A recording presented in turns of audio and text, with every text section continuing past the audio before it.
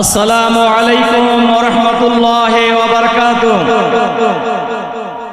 বাংলাদেশ জামাত ইসলামীর উদ্যোগে 7 দফা দাবি আদায়ের লক্ষ্যে আয়োজিত আজকের এই বিশাল জনসমুদ্রের মাননীয় সভাপতি বাংলাদেশ জামাত ইসলামীর সংগ্রামী আমিরে জামাত, জনতার নেতা, সংগ্রামী জননেতা জনাব ডক্টর শফিকুর রহমান, জাতীয় নেতৃবৃন্দ, ওলামায়ে কেরাম, সাংবাদিক বন্ধুগণ, সংগ্রামী দেশবাসী ভাই এবং বন্ধুগণ, আপনারা ইতিমধ্যেই শুনেছেন এই ফ্যাসিবাদী হাসিনা সরকার দেশে একের পর এক গণহত্যা পরিচালনা করেছে।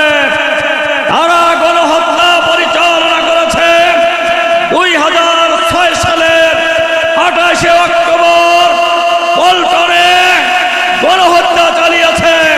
তারা গণহত্যা চালিয়েছে পিলখানার সদর দপ্তরে দেশপ্রেমিক সেনা কর্মকর্তাদেরকে হত্যা করার মধ্য দিয়ে তারা গণহত্যা চালিয়েছে। শাপলা চত্বরে 2013 সালের 5ই মে আলেম ওলামাকে নির্বিচারে গণহত্যা চালিয়ে হত্যা করা হয়েছে। তারা হত্যা করেছেন জামাত ইসলামীর আমির শহীদ আমিরে জামাত মাওলানা মতিউর রহমান নিজামী সহ জুডিশিয়াল গণহত্যার মধ্য দিয়ে জামাত নিশ্চিহ্ন করার জন্য তারা আমাদের নেতৃবৃন্দকে হত্যা করেছে। সর্বশেষ জুলাই বিপ্লবে হাজার হাজার মানুষকে হত্যা করেছে। বাংলাদেশের 18 কোটি মানুষের দাবি এই মুহূর্তে গণহত্যার বিচার করতে হবে।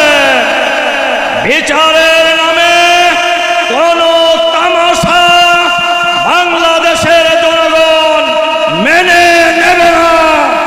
এখন পর্যন্ত 1 বছর চলে গিয়েছে, কোন বিচারই দৃশ্যমান হয় নাই। নির্বাচনের পূর্বেই বিচার কার্য শেষ করতে হবে। 16 কোটি কয়েক লোকের বিচার করলেই হবে না। সরকারের ভিতরে বাইরে যত ফ্যাসিবাদের দোসর গণহত্যার সাথে জড়িত তাদেরকেও গ্রেফতার করে বিচারের আওতায় আনতে হবে। আমরা বাংলাদেশে ফ্যাসিবাদের কোনো লম্ব-জম্ব আর এক মুহূর্ত দেখতে চাই না। বাংলাদেশে কোনো ফ্যাসিবাদী শাসন ফিরে আসতে দেওয়া হবে না।